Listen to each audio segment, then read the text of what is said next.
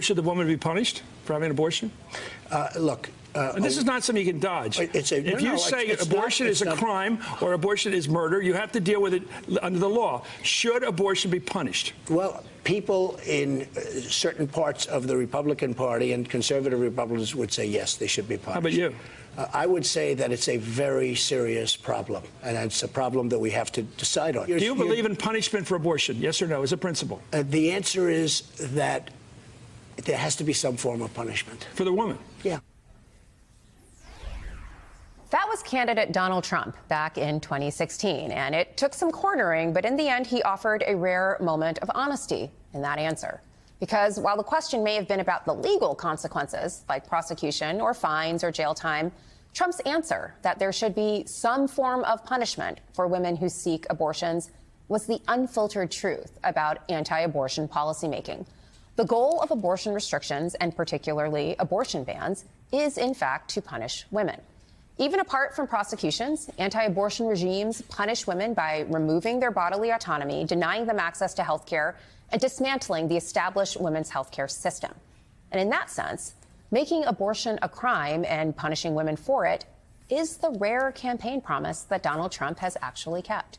To be clear, he never delivered on the oft-discussed infrastructure week, or on repealing Obamacare, or on building the wall and making Mexico pay for it.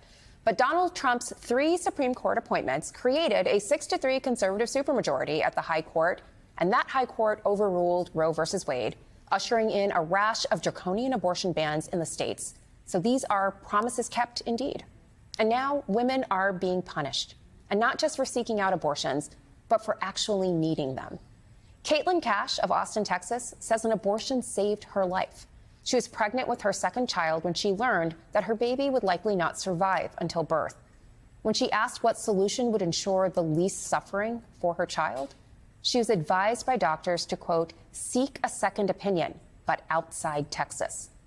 She traveled to Kansas for an abortion, but Texas's arcane abortion ban and unclear exemptions were not done with Caitlin. Months later, she had to pass a miscarriage without medical intervention after struggling to fill a prescription because the drug she needed to manage her miscarriage is also used for medication abortion. And because of that, no pharmacy in Texas would dispense it to her. Caitlin gave birth to a daughter in 2023, but when the hospital had difficulty finding staff and equipment to provide postpartum care, she vomited, lost blood, passed out, and ultimately was transferred to the intensive care unit. Doctors told her she was lucky she didn't lose her uterus and future fertility. Caitlin needed care, and Texas's abortion ban made sure she couldn't get it. Summing it up, the Associated Press, she said, quote, we have black and white laws on something that is almost always multiple shades of gray. Abortion is health care. Its availability is inextricably bound up with women's health and safety and fertility. When you ban abortion, you ban women's health care, and you punish women for being women. Joining me now to discuss all of this is Caitlin Cash. She's a reproductive rights advocate and one of the plaintiffs in a lawsuit targeting Texas's abortion ban. You may remember one of the other plaintiffs, Amanda Zurawski, who shared her story on stage at the DNC. Caitlin, I just gave a rundown of your story. Yeah. Did I miss anything? No, you did it a lot faster than I can do it sometimes. Well, I mean, it is a harrowing tale. So 3 different moments where the Texas healthcare system could have intervened to preserve your health, and it failed you each and every time. These are pro-life policies, but yet they don't seem to be pro-life for the whole life. I just, again, never in my wildest dreams when I started trying to have a second baby did I think I'd end up here and doing things like this and trying to talk about abortion and childbirth, IVF, miscarriage in front of people. But we have to talk about it more because it's healthcare. And it's being denied to women across Texas, across many states with these draconian bans, and it's unacceptable. You decided to participate in this lawsuit, Zurawski versus Texas, which was brought to challenge the exemption structure in Texas. So you weren't challenging the abortion ban per se, but you were challenging the structure of exemptions, which make it very difficult for physicians to provide medically necessary abortions because they don't know what exceptions are permissible. What was the fate of that lawsuit, and why did you decide to share your story in that way?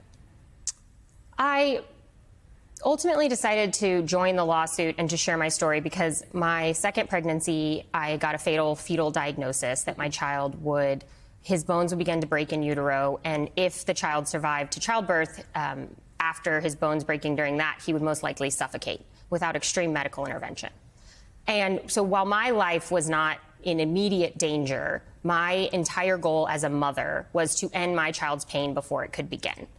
And when my doctor, in the same day that my doctor told me, this pregnancy test, that like the minute it turned positive, you start dreaming about a baby. And this doctor told me this pregnancy is not viable. He then sent me home with my medical records and I was told to figure it out. And so it was in those moments and then after my miscarriages and after my daughter's birth that I realized this isn't going to change. They don't care. They don't seem to be trying to correct these laws and making things like exception work and doing all of these things. And this isn't the world I want my daughter growing up in.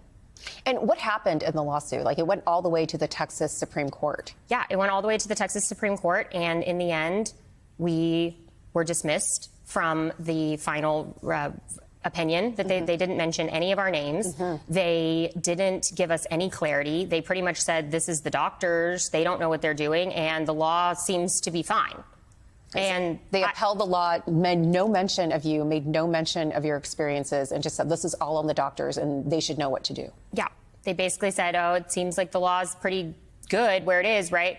And the doctors. But I have seen, over my journey, I have seen probably 20 different types of fetal maternal specialists. I have not met a single doctor that wasn't in tears or heartbroken about the care they couldn't provide to me, but they don't know what to do. It is worth mentioning that the Texas Supreme Court, which heard this case, and again, as you say, dismissed you unilaterally and upheld this law. I think 3 of the justices on that court are up for re-election in this election cycle. So Texas voters will have the opportunity to weigh in on whether or not they should continue on the Texas High Court. But let me go back to this question of the state's abortion policies.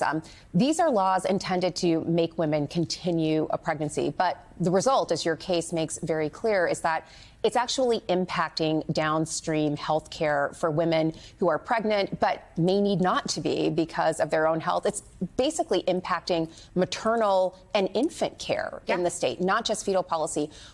Do they understand this? What is the point of this in a state that ostensibly is pro-life? I don't think they understand, and I don't think they care. After my daughter was born, I had a retained placenta. The standard of care treatment for that is a DNC to remove the tissue. Right. And the standard of care is to make sure you are having that procedure within 30 minutes of birth. I waited an hour and 49 minutes. I nearly bled out because they couldn't get me the equipment that they needed. And that was 2 years after SB 8 had gone into effect. And they don't seem to care, and they don't seem to care about finding ways to help hospitals fix this. Yeah. Ultimately, when you got the medically necessary abortion that you needed, you had to do so by going to Kansas to do that. What do you say to women in quote-unquote safe states who think that everything is fine as long as their state stays permissive or more available in terms of abortion access? Are they in danger too? Yes, because if Donald Trump is elected, he could pass a federal abortion ban, which will supersede any state protections. So you should be concerned. You should be thinking about the future of your reproductive health, your daughter, your sister, every woman you know, because these laws are not intended to protect unborn children. They are intended to force pregnancy and force birth, regardless of the situation. They're intended to make women jump through unnecessary hoops to get the medical care we need, to beg for empathy from courts. And this is all set up. We don't deserve this as women. We are human beings. We are not breeding stock. We deserve basic health care.